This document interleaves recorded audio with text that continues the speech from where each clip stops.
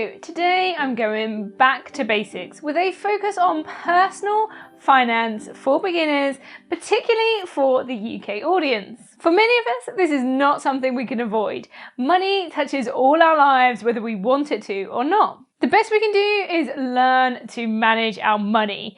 This will hopefully alleviate some of the financial stress and worry that money can create and nurture our financial well-being. So welcome to the Looking After Your Pennies YouTube channel. My name is Charlotte Jessup and I will help fill those gaps in your financial education. I talk about all things making money, saving money, budgeting and investing, as well as those other personal finance topics like debt and credit cards. So what can you expect in this video? What is personal finance? I will give you a rundown of what I mean by personal finance and the areas that this term encompasses. I'll share a simple system for managing your money. This is the system that I use for managing my own money, and I believe that this system is the perfect starting point for anybody looking to build their money management system. I'll talk through how to plan your expenses so that you can make sure that you are covering all of those expenses and bills that are coming your way. Then I'm going to share my favorite hack for managing your personal finances. So this is my favorite and I am really looking forward to sharing this with you at the end of the video. So a quick disclaimer before I proceed. This is financial education. It is not financial advice. It is based on my personal experience and my perceived experiences of others. It may not be the right thing for you, so you need to make sure that you do your own research and make the choices that suit you. I'll also be talking about investing, and you need to remember that when you invest, your money can go up, but it can also go down. So you need to be prepared for that when you're looking at investing options. So what is personal finance? So the term personal finance covers everything from budgeting to making money to saving money. And it also covers things like mortgages and debt management. It's about how you as an individual manage the money that comes into your life, the money that passes through your hands, and how you decide where it goes and also to a certain extent where that money comes from. What is important to remember is that this is personal finance and it is called that for a reason. It needs to be personal to you. There won't be a single person watching this video that has the exact same money situation as me. We are all different and therefore we need to be flexible in our approach to how we manage our money. Your finances will be impacted on things such as how much you earn, where you live, your experiences with money growing up, your past spending habits, your debt, as well as your personal financial goals. Despite all of this, there are some simple habits that you can adopt to help managing your money that bit easier. And I have yet to meet anybody that can't adopt this system and see some improvements in the efficiency around which they manage their money. So let's talk about that simple system for managing your money then. So most people I meet and work with are overcomplicating their money. They are moving money from here and there, chasing the best interest rates or this perk, and just hoping that it's going to magically generate more money. There are often multiple cards and bank accounts with money coming in here and money going out there. And it is time to simplify that. So this is what I recommend as a starting point for your money management system. So number one is a current account. This is where your money goes in and out. You will get your income paid in here and it is where you will pay your bills out. This account will not carry a balance. So there should be enough in here to cover all of your bills and maybe a little buffer for any surprises that might show up. And then everything else will be moved elsewhere, and I'll do more on that in just a bit. For this account, we're not worried about things like interest rates. What we want is something that you find easy to use. Now this will vary from person to person. For my parents, they might think that this means that they've got a good telephone banking system. For my granddad, it could be that there is a local branch near to him where he can pop in. For me, this is about having a slick app that means I can move my money and manage my money efficiently from my phone. I personally like the Starling app. It's a nice app. I get notifications when I have money come in and money go out, so I can keep an eye on my spending.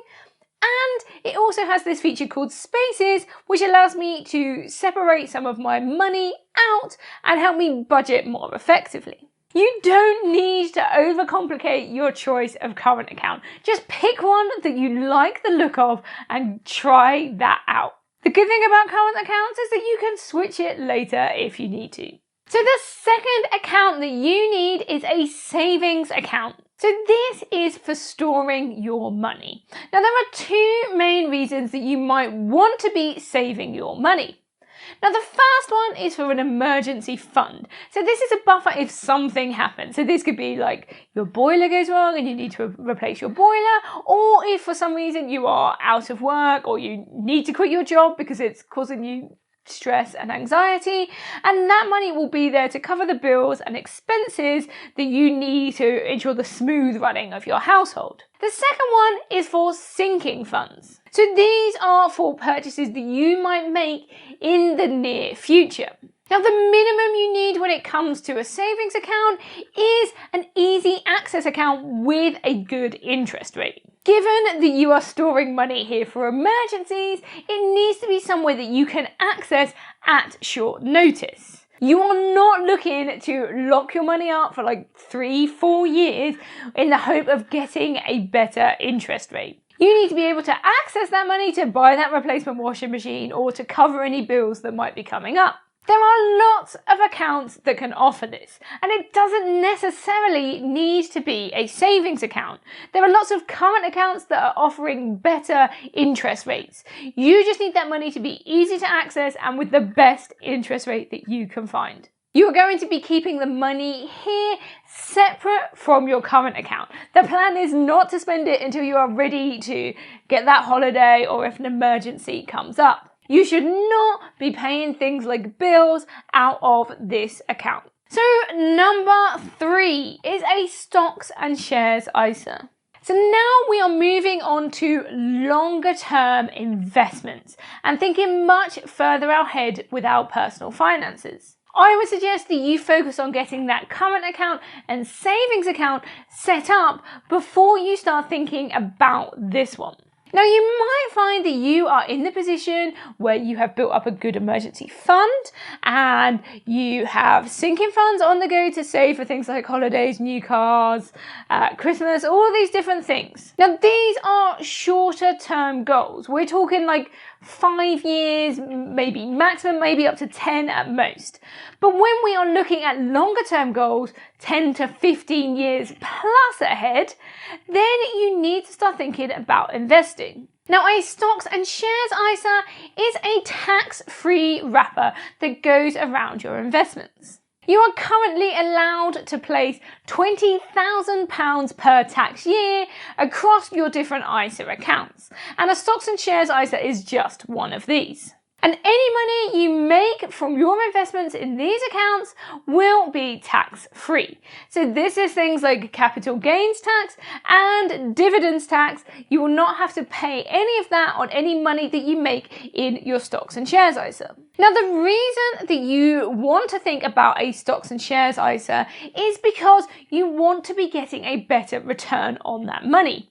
At the moment, savings accounts have very, very low interest rates. And because of inflation, they will be devaluing. So this means that the amount that you can buy with that money will become less over time. With a stocks and shares ISA, you are looking to invest and experience the impacts of compound growth. So that is the simple setup for managing your money. It's about having those 3 accounts. You start with the current account where the money goes in and out. You then move some of the money from your current account into your savings account. So you can start building emergency funds and sinking funds for things like holidays, new car, new washing machine, etc. Then when you have got your savings set up, then you want to look further ahead at your bigger financial goals and start thinking about investing through a tax efficient system such as a stocks and shares ISA. So how then do you plan your expenses to make sure all of those bills are covered? Now, if you haven't yet downloaded my free budgeting spreadsheet, then use the link in the description. I designed this spreadsheet for use with my own budgeting so that I could see exactly where my money is coming in and where my money is going out. Now, the trick here is that with any money that comes in, you make sure that you budget for every penny. So this means you need to know exactly how much you have coming in, and I understand that this can be difficult if you are self-employed or if your income varies. Once you know how much you have coming in, you then need to allocate every single penny. So there will be some obvious places where you need your money to go. So this would be things like mortgage, rent, telephone bill, electricity bill, gas bill, water bill, all of these sorts of places. You will know that you need to send money there. Once you've allocated those things, you can then start looking at things like your savings and investments. What you want to do is do this zero-based budgeting method. So make sure that every penny of income is allocated to a purpose. So this can be your bills, but it also can be your goals. So things like your savings, investments, retirement planning, pensions, etc. Make sure that you allocate every penny. Now, you might find as you go from one month to the next that you find some expenses that you'd forgotten about or that you hadn't seen on your statement when you were putting your budget together. Now, it's important that as part of the budgeting process that you go back and you reflect on how you have allocated your money. And remember, we are doing this within the current account. Once we've decided how much we want to move to our savings and investments, we take it out of the current account and put it in the respective pots. Your current account should get down to zero, or at least down to that magic buffer of say £50 to £100 that you leave in your account for emergencies or like surprise payments that you forget about. Everything else needs to get moved out. So let's move on to my favourite hack for personal finance. For years I was very involved in my finances, so I would check the money that was coming in and manually move things around. Then I realised that I was probably the weakest link in my budgeting and personal finance system. This relied on me going in, checking and moving things about. So that's when I decided to automate the whole thing. So now what I do is I have systems set up to move my money about for me. So in the same way that you pay your mortgage or your rent on direct debit and your bills and Netflix and all these sorts of things, they all happen automatically. Well, you can do the same thing with your savings and investments. Now, if you are on a variable income, so it changes from month to month, you could set up a minimum amount that gets moved into your savings and investments automatically, and then top it up if you have anything left over. Seriously, when it comes to money management, this is the ultimate life hack. Set these things up to happen automatically, and what you will see is your savings pot starts to grow and your investment pot grows too. So there you have it. Managing your money doesn't need to be difficult. If you have got yourself in a situation where you've got lots going on with your cards and bank accounts, now is the time to scale that back. I'm not saying you go out and close these things, but focus on having this main current account, a main savings account, and then think about that stocks and shares ISA as the next step.